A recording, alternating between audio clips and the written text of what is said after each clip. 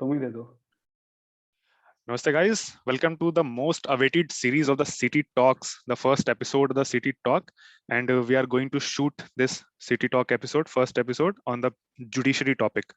So इसके लिए हमारे साथ जुड़े हुए हैं पुनीत वाजपेयी. So पुनीत वाजपेयी पहले अपना इंट्रोडक्शन दें आप. So hi guys, I'm Puneet Bajpayee and I'm also preparing for civil services. Polity is my favorite subject, so let's see what we can discuss about. So today we are going to talk about judiciary. So हाँ, looking तो forward पहला to it. Episode जो And होगा thank you for वो having me. Judiciary के ऊपर होगा. हम बहुत दिन से कोशिश करते हैं जुडिशरी का टॉपिक डिस्कस करने के लिए, बट कंटेम्प्ट ऑफ कोर्ट के डर से जो है कर नहीं पा रहे थे. So now is the time to discuss this. And ये जो बहस होगी वो टीबी के जो लड़ाई वाली बहस होती है उससे अलग होगी. You will get some incisive content after the discussion for your examination point of view, and this will be some purely factual based, logic based discussion. So since judiciary का टॉपिक आया है तो फंडामेंटल राइट्स का जिक्र ना हो ऐसा कैसे हो सकता है. तो पहले जो है आप पहले कॉन्स्टिट्यूशनल प्रोविजंस के बारे में बताइए. क्या क्या कॉन्स्टिट्यूशनल प्रोविजन है, किन किन आर्टिकल में जुडिशरी का मेंशन है, स्पेशली सुप्रीम कोर्ट के रिस्पेक्ट में अगर हो तो ज्यादा बेहतर होगा. देखिए, सबसे पहले सुप्रीम कोर्ट का जिक्र तो है वो आर्टिकल 124 क्लॉज 1 में आता है. क्लॉज 1 में स्ट्रेंथ ऑफ जो जजेस है, कितने नंबर ऑफ जजेस कितने होंगे उसके बारे में जिक्र आता है. और 124 क्लॉज 2 जो है वो बात करता है कि सुप्रीम कोर्ट के जजेस और सीजीआई और हाई कोर्ट के जजेस का अपॉइंटमेंट कैसे होगा. ओवरऑल देखा जाए तो पार्ट 5 ऑफ इंडियन कॉन्स्टिट्यूशन है जिसमें आर्टिकल 124 टू 147 डील करता है इंडियन जुडिशरी के बारे में. अगर स्टार्टिंग अगर देखा जाए कि किन आर्टिकल्स में बात आती है कि supreme court will act as a guardian of constitution और guardian of fundamental rights.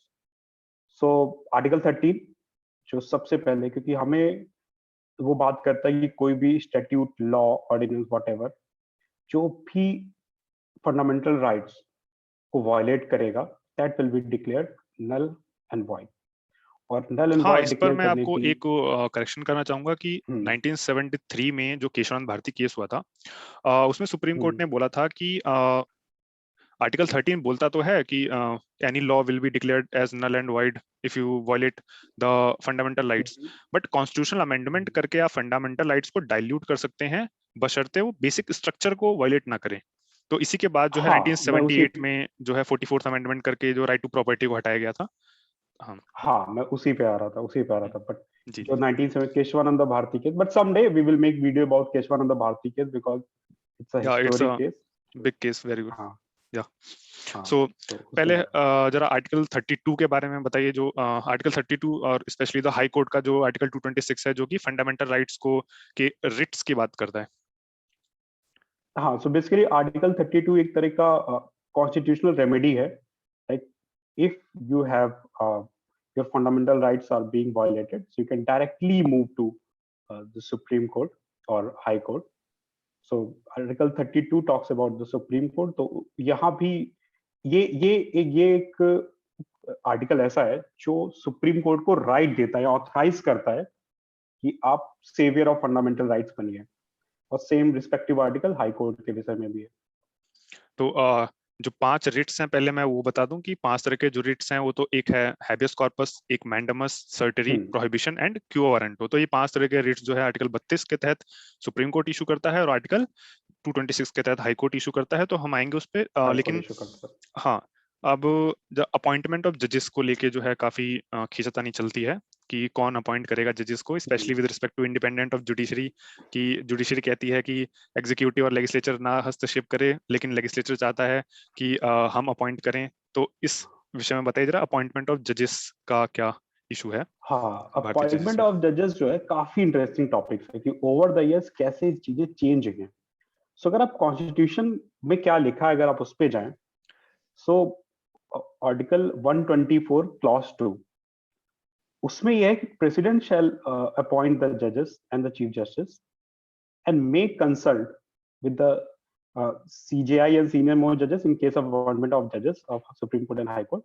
And judges, if president is appointing chief justice, तो वो judges के ग्रुप होगा जिसको कंसल्ट करेगा. ये था कॉन्स्टिट्यूशन में, ये बात लिखी हुई है. लेकिन ओवर द ईयर जिस तरह से सुप्रीम कोर्ट ने इसको टिल इंटरप्रेट किया है, 1973 तक आई थिंक ये फॉलो भी हुआ था कि केशवनाथ भारती के केस के हाँ बाद जो है कुछ जजेस हाँ को सुपरसीड करते हुए बनाया गया था। हाँ हाँ हाँ, बिल्कुल बिल्कुल। यहाँ पर बात आती, अच्छा ये पाइक कन्वेंशन ये था कि 1973 तक जो भी सीनियर मोस्ट जज होता था वो चीफ जस्टिस बनता था। लेकिन जुडिशरी को एक एक जब पावरफुल लीडर जो इंदिरा गांधी जब प्राइम मिनिस्टर थी, सो उस टाइम पे कैप्चर करने की कोशिश हुई। वहां पर पहला केस 1973 में आता है, जब जो जस्टिस नाउ एन रे इन 173 3 जजेस को सुपरसीड करके उनको बना दिया गया था चीफ जस्टिस।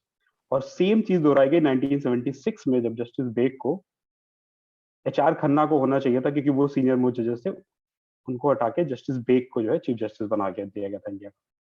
तो ये दो ऐसे इंसिडेंट थे जिसने जुडिशरी को अपनी इंडिपेंडेंस के बारे में सोचने पे मजबूर किया इन द फ्यूचर कोर्स कि क्या केवल ये राइट हो सकता है एग्जीक्यूटिव का कि वो किसी को भी चीफ जस्टिस बना दे, या बाई कन्वेंशन जो चला आ रहा है उसको लेके बात हो। लेकिन जब ये कन्वेंशन टूटा तब जुडिशरी ने इस चीज को इंटरप्रेट करना स्टार्ट कर दिया।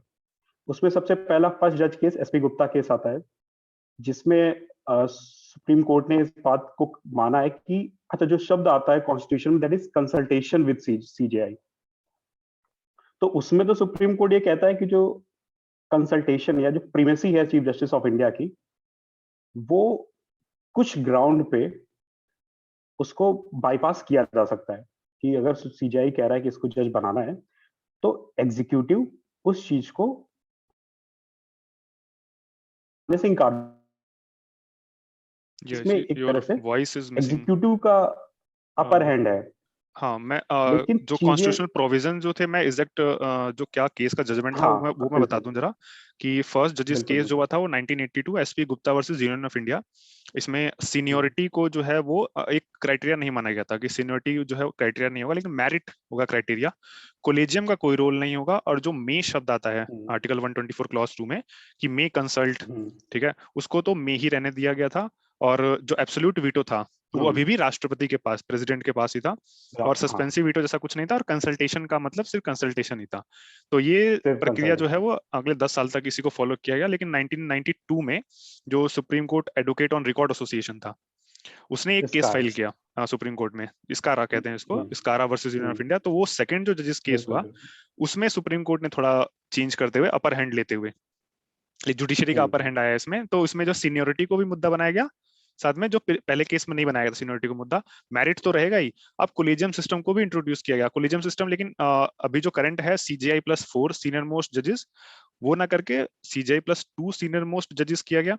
और जो मे शब्द था कि मे कंसल्ट, अब उसको जो है इंटरप्रेट करके शैल कर दिया गया, हम्म। ठीक है, हाँ, कि यहाँ बड़ा कंसल्ट वर्ड करना प्ले ही है है। कि हाँ, कंसल्टेशन को कह दे कि ये कंकरेंस है। कनकरेंस है, कंसल्टेशन को कनकरेंस है। हाँ, हम्म। अब कंकरेंस से क्या हो गया कि बाइंडिंग हो गया हम्म। कि, और जो सीजीआई है उसका वीटो पावर आ गया, और वो अगर कह रहे हैं तो एग्जीक्यूटिव को मानना ही पड़ेगा, प्रेसिडेंट को अपॉइंट करना पड़ेगा। अब हम्म। देखिए इसके बाद जो थर्ड जजेस केस होता है 1998 में, उसमें 92 में ओरिजिन ऑफ कोलेजियम हो चुका था, एक तरह से बात हो गई चुकी थी सीजीआई प्लस 2 सीनियर मोस्ट जजेस। 1998 में सुप्रीम कोर्ट खुल के सामने आ गया कि देखो एक कोलेजियम सिस्टम होगा, सुप्रीम कोर्ट के जजेस अपॉइंट करने के लिए सीजीआई प्लस 4 सीनियर मोस्ट जजेस, हाई कोर्ट के जजेस अपॉइंट करने के लिए सीजीआई प्लस 2 सीनियर मोस्ट जजेस होंगे, और जो भी नाम सीजीआई या जो कोलेजियम है ये डिसाइड करेगा वो मानने पड़ेंगे। अब बड़ा इंटरेस्टिंग बात यहाँ पे ये है कि कॉन्स्टिट्यूशन में जो है कि प्रेसिडेंट मे कंसल्ट, वहां से हम कहा आ गए कि बाइंडिंग हो गया प्रेसिडेंट पे कि हम्म। जो भी जजेस डिसाइड करेंगे सेकंड जज में तो, वो सेकंड वाले में मानना ये ही किया गया पड़ेगा। कि शैल कंसल्ट, और थर्ड वाले में तो कंसल्ट हटा ही दिया गया उनको कि अब तो हाँ, तुम हो ही वो नहीं, हटा ही ठीक है, दिया गया, हम ही है जो है। तुम हो ही नहीं। हम्म। अब एक नई बॉडी बन गई जिस बॉडी का जिक्र कॉन्स्टिट्यूशन में है ही नहीं, हम्म। Collegium system. वो बॉडी इतनी पावरफुल हो गई कि अब वो सुपरसीड कर रही है other two organs of the government. Contempt ना लगे वो अलग बात है, हाँ, हो लेकिन सकता है हाँ, कि लग रीजन जाए। दिया गया ठीक है। इंडिपेंडेंस ऑफ जुडिशरी को लेकर। हाँ, हाँ, फिर हम तो हम आएंगे फिर हम्म जो 2014-15 में एक 99th अमेंडमेंट करके जो गवर्नमेंट ने हम्म नेशनल जुडिशियल हम्म, अपॉइंटमेंट कमीशन बनाने की बात की थी, जरा उसके बारे में हाँ जानेंगे। हाँ। अब देखो, अगर कोलेजियन सिस्टम सही है तो कुछ दिक्कतें तो हैं, लाइक वैकेंसीज इतनी ज्यादा पेंडिंग है। एंड 1998 के थर्ड जजेस केस के बाद से गवर्नमेंट को भी लग रहा है कि at least if they are elected by the people, so in a democratic setup they will, they should have a, so ये कमिटी बनाई गई, नेशनल जुडिशियल अपॉइंटमेंट कमिटी, जिसका स्ट्रक्चर था कि सीजेआई, टू सीनियर मोस्ट जजेस, law minister and two eminent personality. और ये दो एमिनेंट पर्सनालिटीज कौन डिसाइड करेगा? एक कमिटी अपॉइंट करेगी, नॉमिनेट करेगी, और उस कमिटी में प्राइम मिनिस्टर, सीजेआई और लीडर ऑफ अपोजिशन, जैसा कि सीबीआई या अदर के हेड इलेक्ट करने में भी ये कमिटी बनी हुई है। इस पर सुप्रीम कोर्ट ने बड़ा तीखा हमला किया। जब ये बिल पास हो गया, ये एक्ट बन गया, मामला सुप्रीम कोर्ट में गया और सुप्रीम कोर्ट ने इसको स्ट्रक डाउन कर दिया। अच्छा, इस पे एक वाकया तो था अब कि जो हमारे टीचर थे वो ये बताते थे कि जब हम्म गवर्नमेंट जो है एनजेक बना रही थी, तो किसी ने जाके सुप्रीम हम्म कोर्ट बोला, देखो सर ये एनजेक बना रहे हैं, तो फिर सुप्रीम कोर्ट ने बोला कोई हम्म, बात नहीं, बनाने दो, आएगा तो हमारे पास ही। बना जुडिशियल रिव्यू के लिए जो जुडिशियल रिव्यू का पावर है आर्टिकल 13 के तहत, आएगा तो हमारे आएगा। पास ही, तब हाँ बोल देंगे अनकॉन्स्टिट्यूशनल है। बिल्कुल आएगा। ठीक है, तो स्कारा गाइडलाइंस का वायलेशन का शब्द यूज करके कि स्कारा हम्म, गाइडलाइंस का वायलेशन है ये एनजेक, और इंडिपेंडेंट ऑफ हम्म, जुडिशरी पे जो है एक तरीके से हमला है, हाँ। ये बोल के जो अब है इसको सुप्रीम स्ट्रक कोर्ट डाउन ने कर ये दिया गया। हम्म। सुप्रीम कोर्ट ने यह बात कही कि चूंकि इंडिपेंडेंस ऑफ जुडिशरी जो है वो कॉन्स्टिट्यूशन के बेसिक स्ट्रक्चर का पार्ट है, तो आप उस पर हमला नहीं कर सकते। दूसरा ये था कि सीजीआई की प्राइमेसी खत्म हो गई, लाइक सीजीआई का वीटो पावर जो है वो खत्म हो गया। सुप्रीम कोर्ट के ये दो आर्ग्यूमेंट थे। लेकिन अब देखो, वो होता है ना कि मतलब वकील भी हम, गवाह भी हम और जज भी हम, तो जुडिशरी से रिलेटेड आप कुछ भी करने जाओगे, अल्टीमेटली आपको जाना उन्हीं के दरवाजे, हम्म। और वो कतई अनडेमोक्रेटिक है, सॉरी टू से, बट इन चीजों को लेके कि उन्हें जो लेकिन लगता है वो करते। अच्छा। भारत का संविधान बचाने हाँ, रखने में और डेमोक्रेसी को एक मेंटेन कर हम्म, रखने में जुडिशरी का एक बहुत बड़ा रोल हम्म। रहा भी है। ठीक है, नहीं, तो बिल्कुल रहा है, बिल्कुल रहा है। जरा उन चीजों को बताइए जो कॉन्स्टिट्यूशनल प्रोविजन है जो कि इंडिपेंडेंट ऑफ जुडिशरी को जो है इंश्योर करते हैं।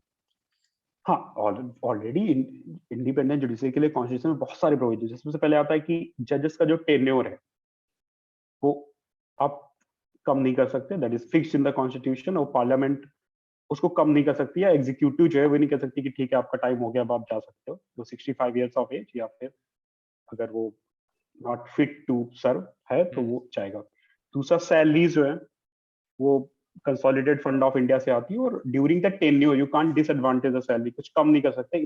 सिर्फ फाइनेंशियल इमरजेंसी एक ऐसा वो है जिसमें आप सैलरीज है उसको लेके कुछ कर सकते हो। रिमूवल प्रोसेस बहुत कॉम्प्लेक्स है, क्योंकि आपको पता होगा कि अभी हम आएंगे रिमूवल प्रोसेस पे, इट्स टू कॉम्प्लेक्स, अभी राइट? रिसेंटली में दीपक तो मिश्रा पर भी जो है शायद चलाया गया था ना, जो अपने हाँ, वो कमिटी ने ही उसको मना कर दिया था। वो कुछ लोगों ने, मतलब रिमूवल कुछ प्रोसेस सर्टेन को देखेंगे एमसीज अलग से। प्रोसेस।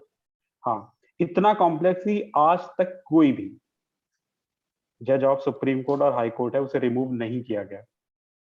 एक बात आई थी, जस्टिस वी आर रामास्वामी, जो उनके पर कमिटी ने उनका एक्सेप्ट कर लिया था कि हाँ इन पे केस चलेगा, इससे पहले कि प्रोसेस स्टार्ट होता उन्होंने रिजाइन कर दिया था। खुद ही हाँ, इस्तीफा दे देता जी। तो एक, हाँ, एक खुद ही दिया था। तो इनकी जो जजेस की जो जॉब है वो किसी पे डिपेंडेंट है इस चीज को लेके।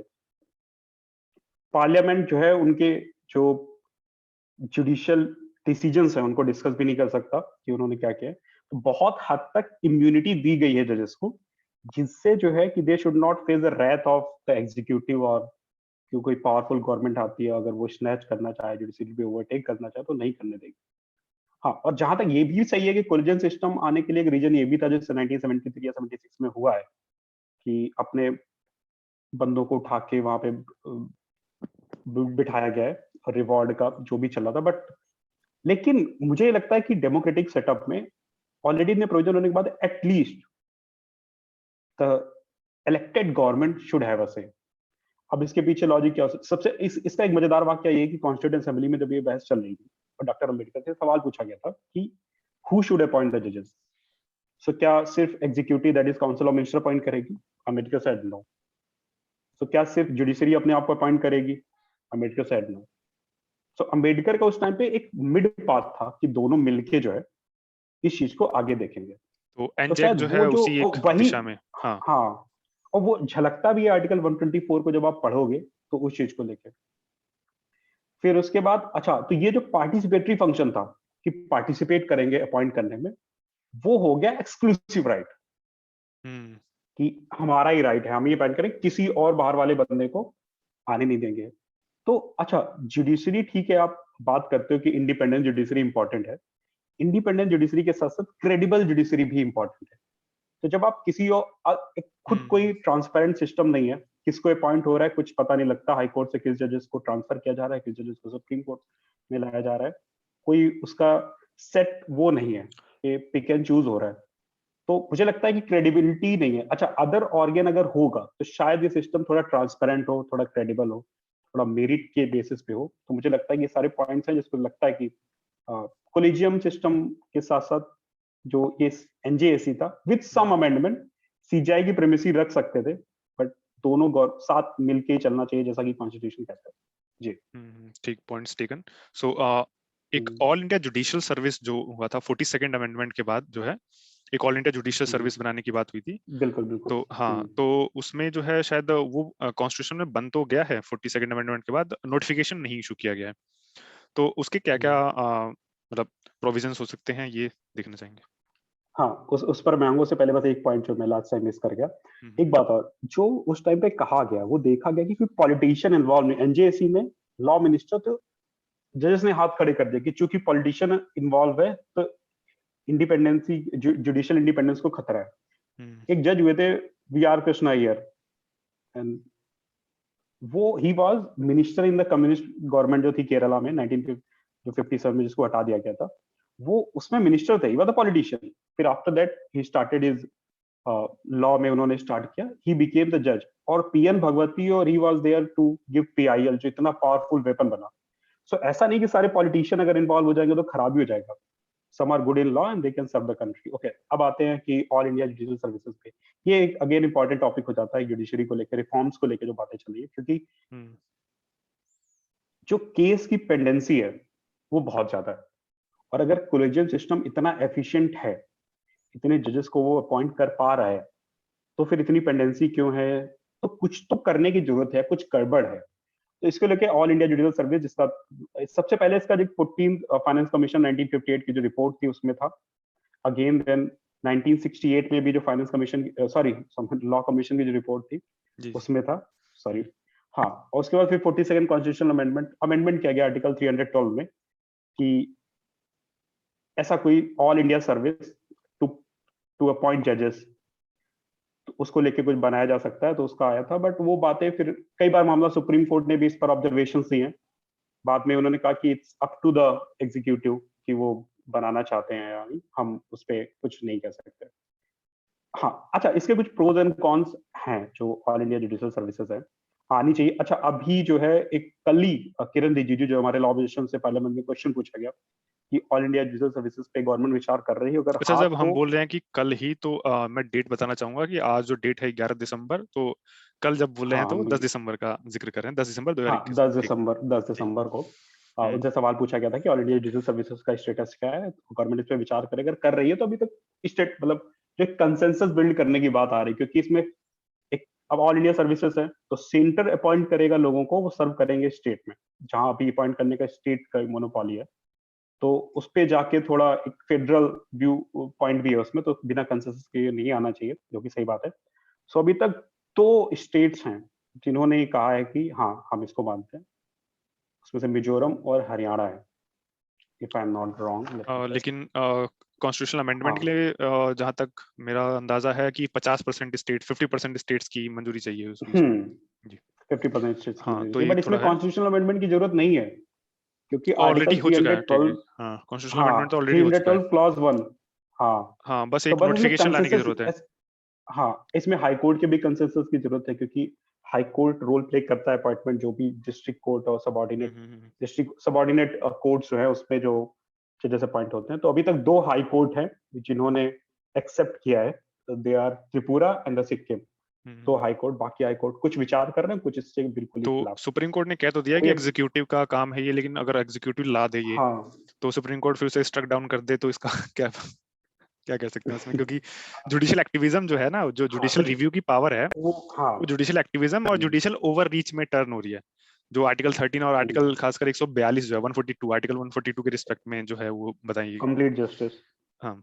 हम्म तो हाँ, जुडिशियल एक्टिविज्म की बात, तो एक एक फेज रहा है इंडियन जुडिशरी का, कि बेसिकली 70s का, चाहे वो गोलकनाथ केस हो, प्रिवी पर्स केस हो, तो वो, तो इन सारे केसेस में क्या हुआ है कि गवर्नमेंट ने ओवरटर्न करा है by the path of legislation, और वही सारी चीजें एस्केलेट होके गई केशवानंद भारती केस में, जहां सुप्रीम कोर्ट ने कहा कि भैया बहुत हो गया, आप क्या कर सकते हैं कि बेसिक स्ट्रक्चर के साथ समझौता नहीं कर सकते। और उसके बाद से इमरजेंसी के दौरान, या जो एक एक धब्बा है, जो सबसे फेमस एडीएम जबलपुर केस है, जिसमें इवन जुडिशरी ने कहा कि your right to life can be snatched, तो उस चीजों से बाहर निकलने की एक झुंझलाहट दिखती है जुडिशरी में। और फिर 80s 90s का दौर आता है, जहां जुडिशरी ने हियर एंड देयर हर जगह जो है अपना, अब एक्टिविज्म का क्या मतलब होता है, ओवररीच का क्या मतलब होता है, एक्टिविज्म में क्या, अच्छा, देखो। ये जो आपने जिक्र किया 80s हाँ में जो है एक और केस हुआ था, MC Mehta versus union of India case हाँ 1986 में, हाँ, एमसी मेहता के। जिसमें राइट टू हेल्दी एनवायरनमेंट को जो है as a fundamental right declare किया था आर्टिकल 21 के तहत फंडामेंटल सुप्रीम राइट। कोर्ट ने। तो वही हाँ। कि एनवायरनमेंट को देख रेख करना ही तो एग्जीक्यूटिव का काम है। तो why judiciary is interfering in the matter of executive when they themself are promoting the like separation of power as a basic structure. Hmm. तो हाँ, वो बिल्कुल सही बात है जो मेहता केस था। उसके बाद से फिर धीरे धीरे धीरे धीरे बहुत सारे विशाखा गाइडलाइंस के केस में है कि उसमें सुप्रीम कोर्ट का रोल होता है। अब अब कुछ चीजें, अगर कुछ चीजों पे गौर डालें, जैसे कुछ चीजों को सुप्रीम कोर्ट ने इतना अर्जेंसी से सुना है, जैसे आप, जैसे कारपोरेट फाइट है, टाटा मिस्त्री का चल रहा था कि कौन होगा टॉप पे, अर्नब गोस्वामी का हैबियस कॉर्पस केस हो, या फिर बीसीसीआई में लोढ़ा कमेटी। अब बीसीसीआई एक सोसाइटी है तमिलनाडु मद्रास बेस्ड, चेन्नई बेस्ड, आप उसको, वो कर रहे हैं, वो संभाल रहे हैं, जो भी है देखा जाएगा। आप खुद एक कमेटी बना देते हो, फिर वो गवर्न करेगी, आप पूरे नए रूल सेटअप कर देते हो। एक हद तक कि हाँ करप्शन हुआ, आप उस पर वर्डिक दे सकते हो जो भी रॉन्ग, बट खुद संचालित नहीं कर सकते बीसीसीआई। सुप्रीम कोर्ट ने कई सालों तक, जस्टिस लोढ़ा ने उसको करा, और फिर उसकी चीजों के, और अब इसमें देखो, अगर आप ओवर रीच की बात करें, ये तो एक्टिविज्म हो गया कि हाँ नहीं नहीं नहीं मुझे मतलब करना है। ओवर रीच की बात करो, अब सुप्रीम कोर्ट क्या है, सिर्फ एविडेंस देखता है, बट बहुत सारी चीज जैसे 2G और जो स्पेक्ट्रम था या कोल ब्लॉक थे, उसने उसको खत्म कर दिया था कि जो भी हुआ आप उसको फिर सिरे से होगा, कि क्योंकि इसमें करप्शन है। अब वो गवर्नमेंट फिर से कर रही, बहुत सारी कंपनीज होती है जिन्हें लगता है कि नहीं मैं पार्ट कर चुका हूँ, फिर से आना, जिससे इन्वेस्टमेंट जो होता है किसी भी नेशन में, उसको लेके दिक्कत होती है। फायर करके बर्निंग को लेके पूरा एग्जीक्यूटिव का काम है कि कैसे पॉल्यूशन कंट्रोल देखना है। तो आप कोई भी न्यूज़पेपर खोले, सुप्रीम कोर्ट कभी दिल्ली पॉल्यूशन कमेटी से कह रहा है, कभी इनसे कह रहा है, कभी इनसे कह रहा है, कभी इनसे कह रहा है, तो हर जगह पे इनका दखल है, और ओवररीच चल रही है।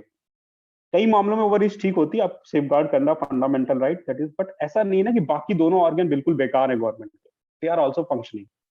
और फिर उनमें कई बार आप डिबेट या डिलिब्रेशन के दौरान इनमें ये डाउट आता है कि हम यहाँ से कुछ भी कर ले आगे जाके, तो वो जाना ही जाना है कोर्ट में, तो इस चीज को लेकर दिक्कत है। और और जो मेन काम है, जो फंडामेंटल राइट को आपको बचाना है, कुछ केसेस जो कंसर्न है फंडामेंटल फंडामेंटल राइट्स को इफेक्ट करते हैं, उनको लेके बहुत कि ठीक है टाइम नहीं है देख लेंगे, जैसे एब्रोगेशन ऑफ आर्टिकल 370, ये केस सुप्रीम कोर्ट में पेंडिंग है। जो सिटीजनशिप अमेंडमेंट एक्ट आया, उसकी कॉन्स्टिट्यूशनलिटी को लेके केस सुप्रीम कोर्ट में पेंडिंग है। EWS quota, can economy or the economic condition can be the sole criteria for providing reservation, ये भी पेंडिंग है। तो एक तरफ जो है आप कुछ चीजों में बहुत जल्दी एक्शन लेते हो, जहां कई बार अवॉइड कर सकते थे आप जाना, और दूसरी तरफ आपका ये है कि जो सीधे डायरेक्ट मैटर करते हैं, फंडामेंटल राइट से जुड़े हुए हैं, कि आर्टिकल 370 है, CAA है, इन चीजों को लेके, तो उस पे केसेस पेंडिंग चल रहे हैं। तो इसको लेके एक थोड़ा वो है, जो थोड़ा एक प्रॉपर कंसेंसस होना चाहिए। आपके पॉइंट इसमें क्या रहेंगे पवन जी? मेरे पॉइंट ये है कि जो ऑल इंडिया जुडिशियल सर्विस है, जैसे आपने बोला, ठीक है, जो अपॉइंटमेंट है जुडिशरी का, वो एक एग्जामिनेशन बेस्ड हो, नीचे से शुरुआत हो और ऊपर तक पहुंचे, ना कि जो नेपोटिज्म बढ़ता जा रहा है जुडिशरी में, ठीक है, इसके अगेंस्ट। और मैं रिफॉर्म्स के ऊपर जैसे आर्टिकल 142 बताया हमने, आर्टिकल 142 सीधा बोलता है कि supreme court can pass any degree to enforce complete justice, and जो वो बोलेगा वो लॉ के ऊपर होगा, किसी भी एग्जिस्टिंग लॉ के ऊपर होगा, ठीक है। तो चलिए ये तो ठीक है, क्रिटिकल पॉइंट हो गए। अब कुछ और कॉन्स्टिट्यूशनल प्रोविजंस है, जैसे कुछ ओरिजिनल जुरिस्डिक्शन होते हैं सुप्रीम कोर्ट के, ठीक है। जैसे आर्टिकल 131 के तहत है, एक रिविजनरी जुरिस्डिक्शन है आर्टिकल 137 के 137 के तहत, जिसमें सुप्रीम कोर्ट को पहले था sole right, but recently I think 1 or 2 year back in newspaper article I have seen that high court can also revise its own in its decision. So अभी ये पावर जो सुप्रीम कोर्ट के बाद high court के पास भी आ गई है। साथ में एक और जुरिस्डिक्शन होता है एडवाइजरी जुरिस्डिक्शन आर्टिकल 143 के तहत। तो ये कुछ हो गए बेसिक्स हो गए। अब जो रिफॉर्म्स की बात आती है इसमें, जुडिशियल रिफॉर्म्स, ठीक है, उस पर क्या पॉइंट्स हैं आपके, ये जानना चाहेंगे। हाँ, जुडिशियल रिफॉर्म को लेके सबसे पहले तो जो वैकेंसी की बात आती है कि आपको एक सिस्टम क्रिएट करना पड़ेगा जो वैकेंसी को एड्रेस करेगा। 402 जजेस आउट ऑफ 1098 जो सैंक्शन स्ट्रेंथ है हाई कोर्ट्स की, वो वैकेंट है। चलो सुप्रीम कोर्ट में तो खैर वैकेंसी अब एक ही वैकेंसी है, बाकी जस्टिस रमन्ना जब से आया तब से चार चाहिए थे, but still like more than 87,000 cases are pending, जो 30 साल से ज्यादा टाइम से पेंडिंग है।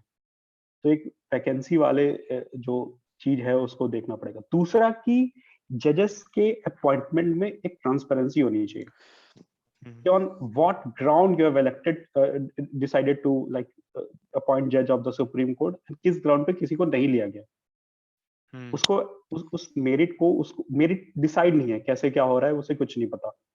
एक कुछ कोलेजियम है वो अपॉइंट कर देता है लोगों को और फिर वो जाके उस पे वो कर देते हैं। और कई सारी चीजें हैं जिनमें अभी जो एक सोशल डिस्क्रिमिनेशन है जो कई जगह देखा जाता है, वो जुडिशरी में भी काफी ज्यादा है। एक लास्ट शेड्यूल कास्ट जज जो था सुप्रीम कोर्ट में 1998 में था, लास्ट मुस्लिम जजेस अभी तक सिर्फ 6.75% में। Okay, one may say that merit is a criteria, लेकिन जब अदर जगह पे इंक्लूसिवनेस की बात होती है, that one is me. I was about to raise that question, but you have answered it. Okay, so as you can put your views, but हाँ हाँ, तो एक देखना, एक सोशल डिस्क्रिमिनेशन है। तो अगर आप इंक्लूसिवनेस की बात अदर जगह करते हो, लाइक अभी तक जो है इंडिया में कोई वुमेन चीफ जस्टिस नहीं बनी है, वो भी मेरिट के आधार पर 2027 तक जाके बनेंगी, और वो भी शायद कुछ ही दिनों के लिए, या 36 दिनों के लिए बनेगी अगर सब कुछ सही रहा। हाँ, तो एक है जो एक पर्टिकुलर सेक्शन है वो अभी भी उस जुडिशियल सिस्टम में नहीं आ पाया है, तो उसको लेके दिक्कत है। एक मास्टर ऑफ रोस्टर जो सीजीआई ने कुछ टाइम पहले, बड़ा फेमस था, दीपक मिश्रा थे सर। हाँ, आई थिंक दीपक मिश्रा ही थे ने शायद, वर्डिक्ट उन्होंने दिया बोला था कि CJI is the master of roster. तो इसमें दो तरह के होते हैं ना, जैसे एक तो मास्टर ऑफ रोस्टर में क्या है कि मैं देखता हूँ एक मिनट कि दो तरह के फंक्शन होते हैं, ठीक है, जुडिशरी में। एक तो कोर फंक्शन है, ठीक है, एक एडमिनिस्ट्रेटिव फंक्शन है। कोर फंक्शन तो मतलब कोर फंक्शन का मतलब हो गया कि जो है फैसले देना, ठीक है। लाइक उसमें जो है हॉरिजॉन्टल हायरार्की होती है, ठीक है। हॉरिजॉन्टल हायरार्की का मतलब क्या है कि जैसे किसी बेंच में अगर चीफ जस्टिस खुद हैं, ठीक है, तो वोट उनका एक ही काउंट होगा, बस उनको ये प्रेफरेंस दी जा सकती है कि वो अपना फैसला पहले सुना सकते हैं। That is only one thing that is favourable to him, ठीक है। लेकिन जो दूसरा एडमिनिस्ट्रेटिव फंक्शन होता है, ठीक है, कि अपॉइंटमेंट, उसमें जो है हाँ चीफ जस्टिस ही जो है वो रहेंगे, सुप्रीम रहेंगे चीफ जस्टिस ऑफ इंडिया। कि कौन सा केस किस बेंच के पास है, किस जज के पास आएगा, ये भी चीफ जस्टिस की ऊपर है, बिल्कुल। हाँ, ठीक है। तो हाँ, तो इसको लेके इसमें भी थोड़ी ट्रांसपेरेंट सिस्टम लाया जा सकता है कि क्यों, क्या रीजंस थे जिसकी वजह से। क्योंकि अगर आप कुछ फेवरेबल जजेस के पास अगर आप कोई पर्टिकुलर केस पहुंचाना चाहते हैं, तो सिर्फ सीजीआई चाहे तो पहुंचा सकता है। तो इसमें रोस्टिंग सिस्टम में भी थोड़ी ट्रांसपेरेंसी आने की जरूरत है कि किस एक बेसिस और पे ये शायद कोई अपने शायद रंजन गोगोई थे या कौन थे, जिन्होंने अपन रिटायरमेंट से पहले जो है चीफ जस्टिस ऑफ इंडिया के ऑफिस को जो है पब्लिक ऑफिस डिक्लेयर किया था, और आरटीआई के दायरे में आ जाएंगे। तो एक तरह से ये भी कुछ रिफॉर्म्स की शुरुआत जो है जुडिशरी ने खुद ही करी थी। कुछ बिल्कुल।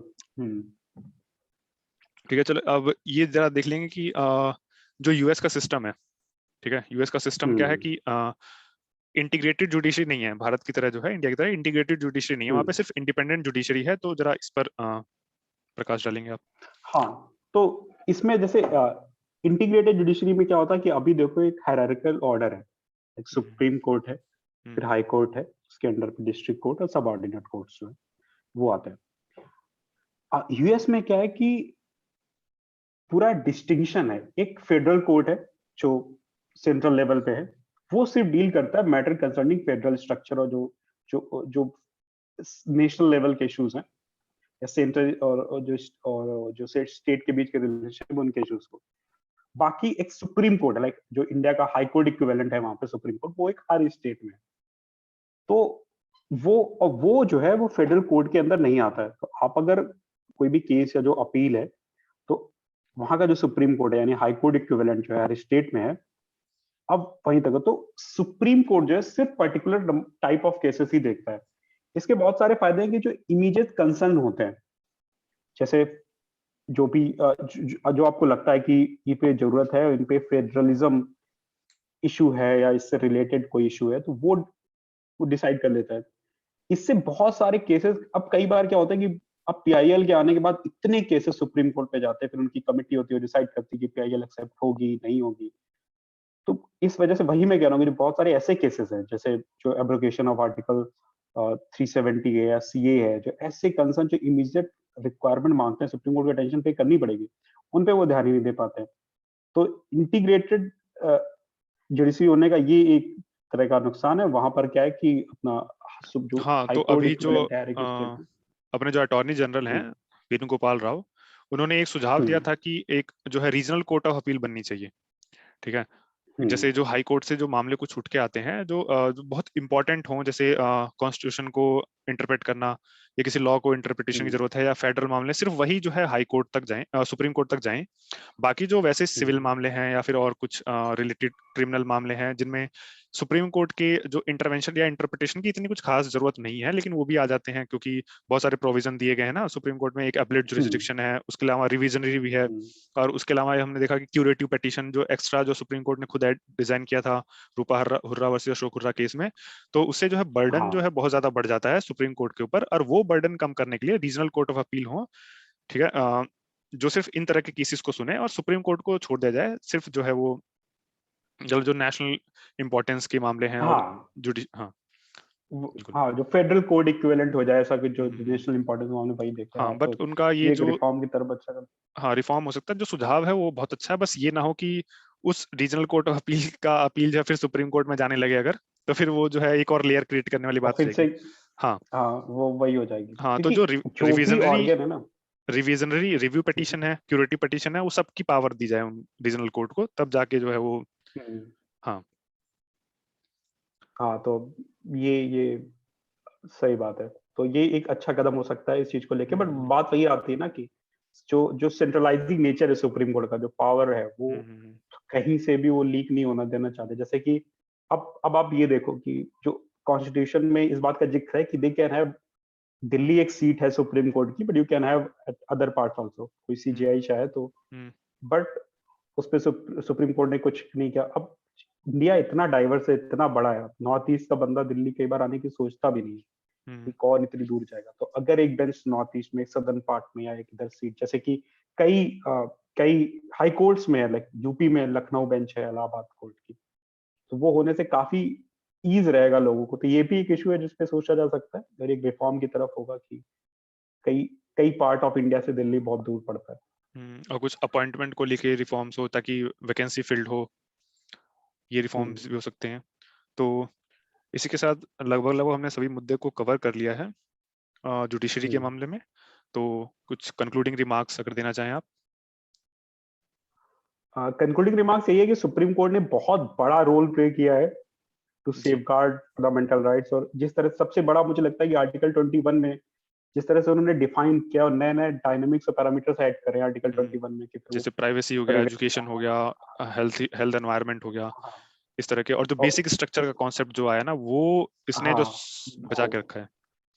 we will make one video on basic structure कि how the political situation led to the conflict between the judiciary and executive, and then ultimately supreme court ने कहा कि देखो बस फुल स्टॉप, ये एक तरीका हो सकता है। हाँ, तो ये एक तरफ ये सही है, बट अदर देन कुछ चीजें हैं जो कोई justice denied, justice delayed is justice denied. तो बहुत जस्टिस डिले, बहुत पेंडेंसी ऑफ केसेस है। ऑल इंडिया जुडिशियल सर्विस जैसी बॉडी अगर जजेस रिक्रूट करती है सबऑर्डिनेट कोर्ट्स में, तो ये काफी अच्छा रहेगा कि नीचे जो पहला कोर्ट ऑफ अपील होता है वहां अगर वैकेंसी ना रहे और वहां वही केस निपट जाए तो बहुत जल्दी जो जस्टिस है वो कन्वी किया जा सकता है। सो अल्टीमेटली चीजें सही होंगी, बस यही है। तो आप चलिए कुछ इसी नोट जोड़ना चाहेंगे पॉइंट? नहीं इसी नोट पर जो है आज के एपिसोड को समाप्ति करते हैं, काफी टाइम भी हो गया है। तो मिलेंगे फिर हाँ अगले बिल्कुल। एपिसोड में किसी और मुद्दे पे बात करते हुए। तो तब तक के लिए हाँ बिल्कुल। तो नमस्ते, नमस्कार। नमस्कार। Thank you.